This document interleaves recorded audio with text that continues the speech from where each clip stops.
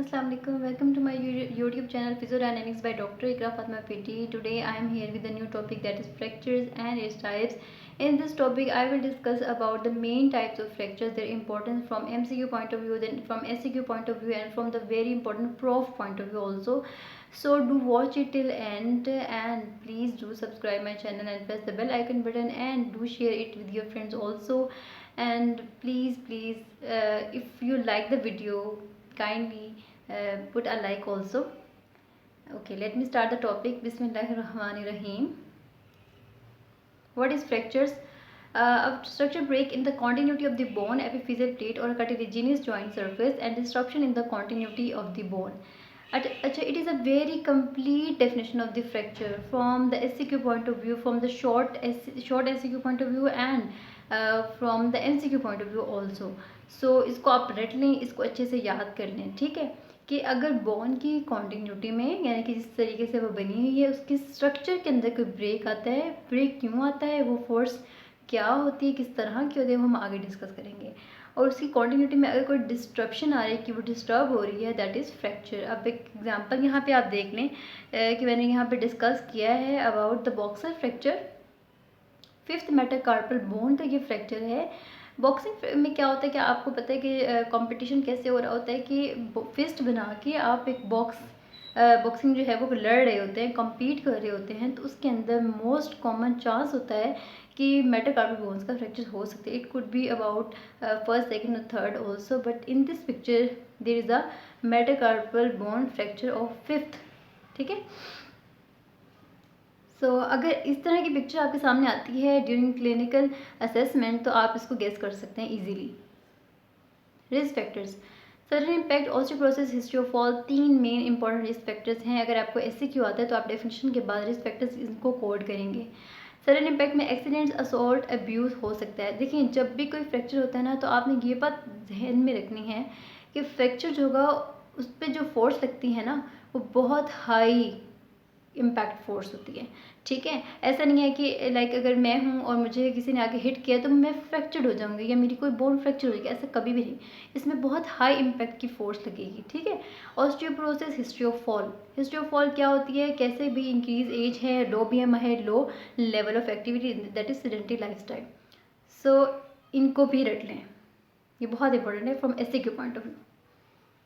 Types of fractures में मैंने बहुत सारी टाइप्स ऑफ फ्रैक्चर्स आपके साथ शेयर करनी है, तो आपको इसको ज़रूर एंड तक देखना है। ओके, फर्स्ट जो है ओपन और क्लोज फ्रैक्चर। अच्छा चलिए, जब आप क्लिनिकल स्टडी कर रहे होते हैं ना, तो आप देखते हैं कि आपके पास पेशेंट आया ना, इमरजेंसी में पेशेंट आते हैं, तो जो अब आपको सबसे पहले क्या चीज़ देखनी होती है कि अगर पेशेंट फ्रैक्चर के साथ प्रेजेंट किया है तो वो ओपन है या क्लोज है। यानी कि ओपन का मतलब है कि ओपन एक्सटर्नल इन्वायरमेंट में बोन ब्रेक होकर बाहर की तरफ तो निकल नहीं आई। अगर इस तरीके से आपको बोन प्रेजेंट करी, that is open compound fracture. और क्लोज फ्रैक्चर वो होता है जिसमें जो बोन है वो विद इन द रीजन जो उसका अपना है वहाँ पर रहेगी, इन्वायरमेंट में रहेगी, स्किन से बाहर नहीं आएगी, that is close simple fracture. So definition देखें, it is an injury where a fractured bone and fractured hematoma are exposed to the external environment via traumatic violation of the soft tissue and skin. ठीक है, bone इस तरह से बाहर आएगी कि वो आपके सॉफ्ट टिश्यूज को ब्रेक करती हुई बाहर निकलेगी। Got it. Close fracture when the bone break but there is no puncture, break and open wound to the skin. आप यहाँ पे नीचे डायग्राम में भी देख सकते हैं, ये एरिया देखें, ये देख लें, स्किन बाहर को निकली हुई है, जबकि आप दूसरे में भी देख लें तो बोन अपने ही रीजन में मौजूद है। Next, types of fractures. Transverse fractures, oblique fractures. It is a complete fracture and break अगर at right angle to the axis of the bone. अच्छा, एक ना दो तरह के फ्रैक्चर्स होते हैं हमारे पास, एक कंप्लीट फ्रैक्चर होता है और एक इनकम्प्लीट होता है। कंप्लीट फ्रैक्चर वो होता है जिसमें पूरी की पूरी बोन ब्रेक होगी, उसमें ऐसा नहीं हो कि बोन ब्रेक हुई और वो मिड तक रह गई, तो हम उसको कभी भी कंप्लीट फ्रैक्चर नहीं बल्कि उसको इनकम्प्लीट फ्रैक्चर बोलेंगे। अब आप यहाँ देखिए, ट्रांसवर्स फ्रैक्चर है, आइदर ओब्लिक फ्रैक्चर है, ठीक है। इसमें क्या हो रहा है कि बोन जो है वो कंप्लीट ब्रेक हुई है, ब्रेक अगर एट राइट एंगल, यानी कि 90 के एंगल पे एक फोर्स आई, बोन को हिट की, और ट्रांसवर्स फ्रैक्चर यानी कि बोन जो है वो देखिए, ये इस साइड पे एक फोर्स आई, ठीक है, 90 के एंगल पे फोर्स है, उसने क्या किया, उसको हिट किया और वो ब्रेक हुई और वो कंप्लीट ब्रेक हुई। ये बात आपने जहन में रखनी है। ऑब्लिक फ्रैक्चर्स भी, it is a complete fracture occurs at right angle, other than right angle, sorry. यानी कि राइट एंगल के अबव और बिलो ये फोर्स हो सकती है, यानी कि तिरछी force. Got it. Next to sides. Types of fractures children के दो मेन फ्रैक्चर्स हैं, green stick fractures, torus fracture. Green stick fracture तो बहुत इंपॉर्टेंट है, ये एमसीक्यू पॉइंट ऑफ व्यू से बहुत बहुत इंपॉर्टेंट है। अगर आपके फ्रैक्चर्स आए हैं, आपका टॉपिक फ्रैक्चर है, तो उस ग्रीन स्टिक फ्रैक्चर में से ज़रूर एमसीक्यू आता है। It is incomplete fracture and break occurs on the convex side of the bone. It occurs in children younger than age 10 years of age. अच्छा चलिए, ऐसा है कि जब आप सिनेरियोज पढ़ रहे होते हैं ना अपने एमसीक्यूज़ में, आपने ये बात ध्यान में रखनी है कि आपने देखने की हिस्ट्री में फ्रैक्चर में जो पेशेंट की एज है वो क्या है। अगर age younger than 10 year age है और वो इनकम्प्लीट फ्रैक्चर बता रहे हैं, उसकी हिस्ट्री है और फ्रैक्चर यानी कि कंप्लीट नहीं है और वो बच्चा है, तो आपने आंखें बंद करके लगा देना ग्रीन स्टिक फ्रैक्चर्स, ठीक है। और ब्रेक कहाँ पे हो रहा है? कन्वेक्स साइड पे। बोन कौन सी है? रेडियस है। रेडियस की एक कन्वेक्स साइड होती है, कनकेव। अगर जो फोर्स है वो कन्वेक्स साइड पे आकर हिट कर रही है तो that is green stick fracture. अच्छा, ये बहुत अच्छी डेफिनेशन यहाँ पे मैंने आपके साथ शेयर की है, तो उसको आपने ज़रूर याद कर लेना है। टोरस फ्रैक्चर क्या होता है? Buckle fracture. It is caused by falling on hand. अब ये हिस्ट्री आपको यहाँ से पता चल गई। अब सिनेरियो आता है तो आपको ये पता होना चाहिए कि टोरस फ्रैक्चर की हिस्ट्री क्या है? फॉलिंग ऑन हैंड, और it is a very common injury. अगर बच्चों का फ्रैक्चर है, उसकी आपके पास सिनेरियो आया है, तो आपने ज़रूर उसकी हिस्ट्री देखनी है, एज देखनी है, देन आपको सर्कल करना है।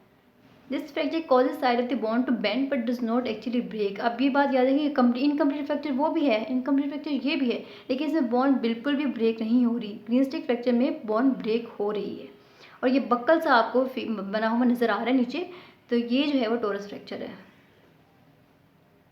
Types of fracture: stress, fatigue fracture, pathological fracture. Small cracks in the bone to repetitive rhythmical stress, repetitive microtrauma. अब यहाँ पे कैल्केनियस बोन है, इसके ऊपर किसी भी वजह से एक फोर्स लग रही है। It may be due to shoes, ठीक है, कुछ इस तरह के शूज़ आप पहन रहे हैं जिसकी वजह से आपके बोन को कॉन्टिन्यूस स्ट्रेस बढ़ रहा है, जिसकी वजह से क्या हुआ कि बोन ब्रेक होने के चांसेस बढ़ गए, यानी कि रिपीटेटिव फोर्स थी। तो स्ट्रेस फ्रैक्चर का अगर आपको सिनेरियो में एमसीक्यूज आता है या आपको ऐसे कोई सिनेरियो में मिलता है, तो आप उसमें आंखें बंद करके लगा सकते हैं, that is stress fracture. Stress fracture का नाम से पता चल रहा है कि किसी भी चीज़ का आपके ऊपर स्ट्रेस पड़ रहा है, ठीक है, आपके बोन के ऊपर स्ट्रेस पड़ रहा है, उसकी वजह से फ्रैक्चर हो गया।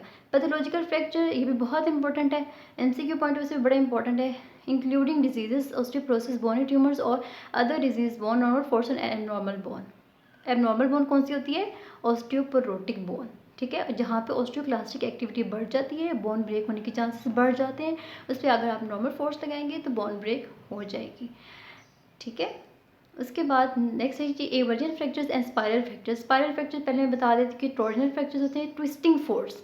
बोन ट्विस्ट हुई है, यानी कि आप भाग रहे थे, भागते भागते अगर आप ट्विस्ट हो गए हैं, ठीक है, मैं आपको एक एग्जांपल दे रही हूँ कि भागते भागते आप एक ट्विस्ट हुए हैं, गोल घूमे हैं, जिसकी वजह से बोन जो है वो ट्विस्टिंग फोर्स की वजह से एक्सेसिव ट्विस्टिंग, एक वो नहीं नॉर्मल नहीं, एक्सेसिव ट्विस्टिंग हुई और बोन ब्रेक हो गई, यानी कि आपको उसकी फोर्स का पता चल गया, फोर्स किस तरह की थी। एवर्जन फ्रैक्चर्स में क्या होता है कि हमारी जो बोन होती है उसके ऊपर मसल जॉइंट के लेवल पे लिगामेंट टेंडन अटैच होते हैं। अच्छा, कुछ इस तरह की ट्रैक्शन फोर्सेस होती हैं कि यानी कि आपने किसी का बाजू इतने ज़ोर से खींचा, अब्यूज़ में कह लें, for example I would say about abuse, कि आपने उसको इतने बुरे तरीके से खींचा कि उसके मसल्स पुल हुए, उसके टेंडन पुल हुआ, उसका लिगामेंट पुल हुआ, तो उसने क्या किया, साथ में बोन को भी ब्रेक कर दिया।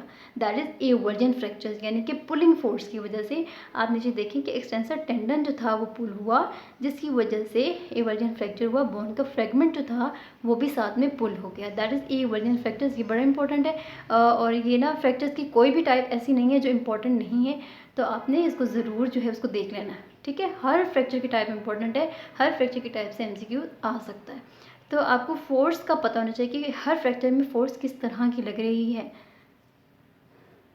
कम्युनिटी फ्रैक्चर्स, अब ये लास्ट है, तो इसमें आप देखने के these are the fractures more than 2 fragments. Comminuted fracture patterns are bell shaped, butterfly pattern, 2 और 3 सेगमेंट लेवल फ्रैक्चर्स।